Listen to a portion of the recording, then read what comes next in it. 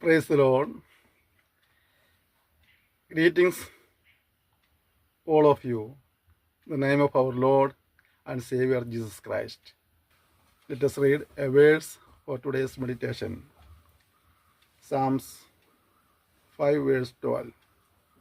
Surely, Lord, you bless the righteous, you surround them with your favor as with a shield. Everyone wants to receive God's blessings, but many are unable to receive it. God's word says that God will bless these righteous. God's word does not mean righteous by those who do righteous deeds, but by those who fear and obey God.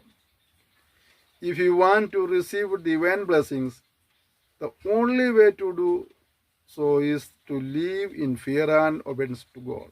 Let us dedicate ourselves and pray to live in a way that helps us to receive divine blessings.